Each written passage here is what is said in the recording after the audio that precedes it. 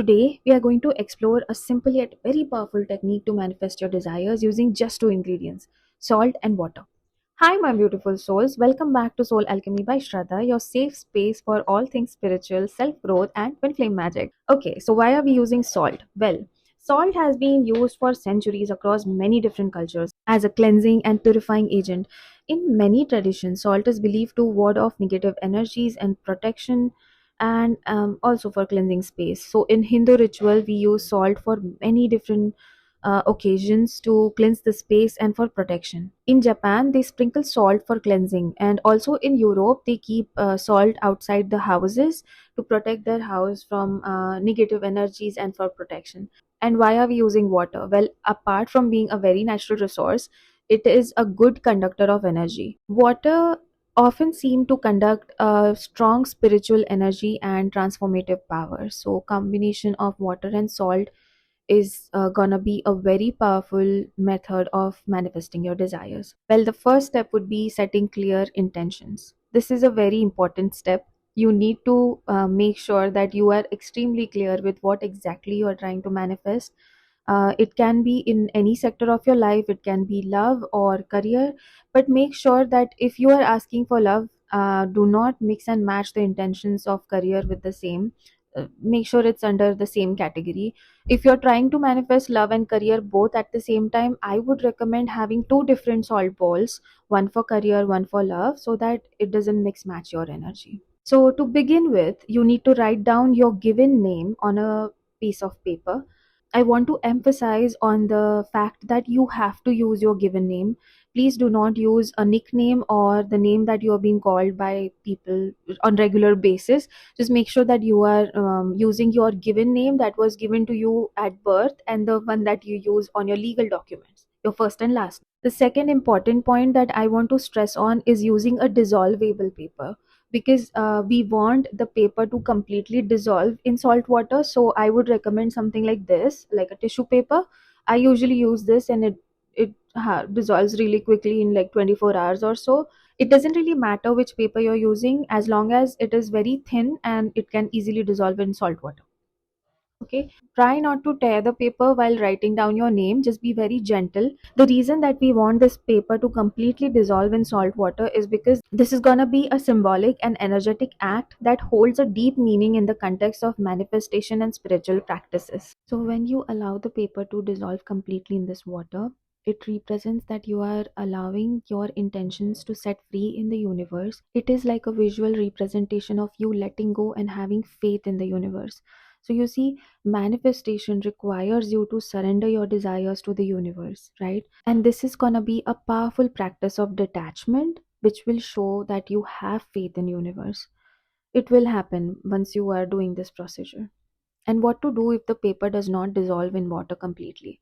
Well, there are three things that you can do. The first one would be you can revisit your intentions until the paper dissolves. So you can just sit there with the bowl in your hand and just revisit your intentions, whatever you had with initially when you put the paper in. Secondly, you can keep it for a little longer so that it dissolves completely, or you can place the bowl in moonlight or sunlight. Sunlight usually dissolves the paper quickly. Thirdly, you can stir the water a little bit so that it helps the paper to dissolve in, just gently. Now, once you are done writing your name, you just fold it three times towards you and keep it aside. We need to prepare the water, right?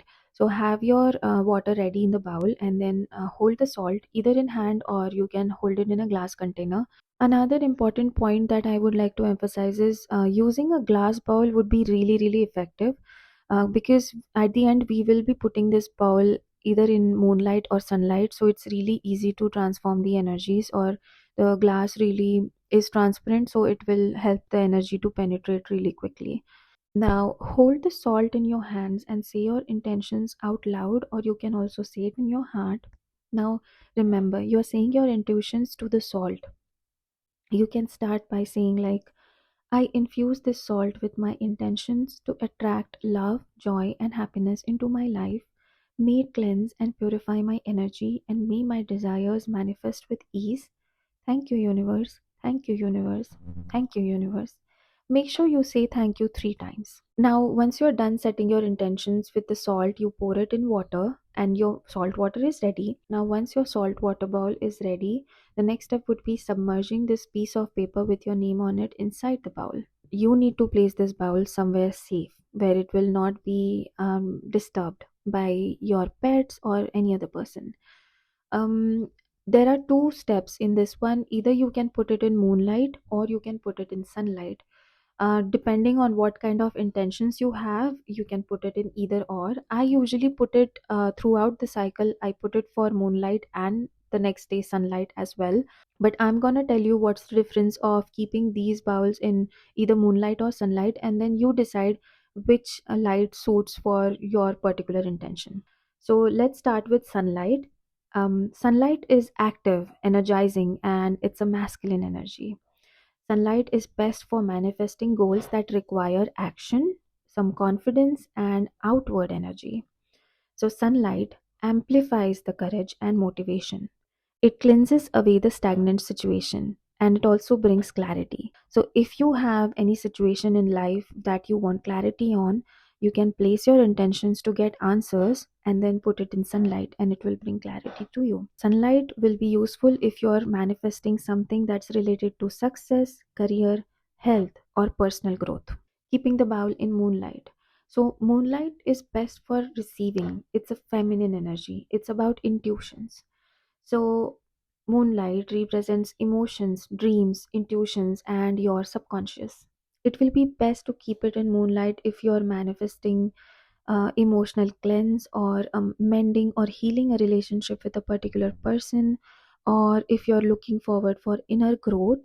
You can also keep it for enhancing your intuitions or enhancing your creativity or connection with spiritual realms.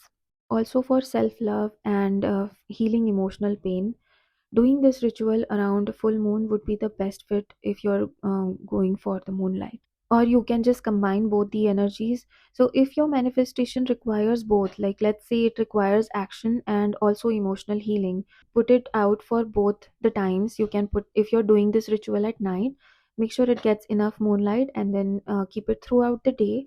If you're doing it during the daytime, make sure it stays in the sun for the day, and at night just keep it under the moon. So the next part is, once you're done keeping this bowl for a day and a night in the sun and moonlight, now you need to dispose this water and try not to keep this water for a long time because stagnant water is never good. It attracts negativity. So maybe in a day or two you can dispose it. How to dispose this water? Well, you need to return it back to Mother Earth and universe. Just giving it back to the soil, grass, or a plant would be a great idea to dispose this water. Try not to flush it down or throw it in a sink because we are respecting this ritual, right? That's why. So, what type of salt are we supposed to use for this ritual? I would highly recommend sea salt because sea salt is the one which is used for manifestation and spiritual practices, first of all. Secondly, sea salt is harvested from evaporated sea, so it carries the energies of sea, which symbolizes vastness and abundance and flow of life. If you don't have sea salt, then you can go for Himalayan pink salt. Now, Himalayan pink salt is known for high mineral content and grounding energy, so it's often associated with healing, balance, and emotional clarity. If you don't have Himalayan sea salt, then you can go for Epsom salt. Epsom salt is not harvested in natural forms. It is basically a chemical, but then it is, because of its magnesium sulfate properties, it can be used for cleansing. So if we don't have either of these three salts, can we use the normal table salt that we have at home? I would suggest go to a store and get the right salt because table salt is highly processed and it doesn't have any energetic properties that a salt should have. I would also suggest, if you're eating table salt at this point, you should really quit it and switch to kosher salt for cooking because table salt is not giving you any minerals that your body needs, that should come from salt. What another salt? Well, there is one more option that you can use, and it falls under natural salt, which is black salt. So, black salt is made from highly activated charcoals and ashes. Black salt is basically used for protection and banishing negativity. So you can also use black salt, but I would not recommend table salt. So sea salt is for the same price. I would suggest like change the salt to sea salt. Okay. Okay, now that we have officially discussed salts, I think this video should now be over. If you have any questions or concerns regarding any of the step around this ritual, do comment below and I'll make sure that I explain you with clarity. Also, thank you so much for watching this video today. Make sure that you follow each and every step and do reply with your experience around this ritual. I'm very sure that you will get results. Until next time, keep shining.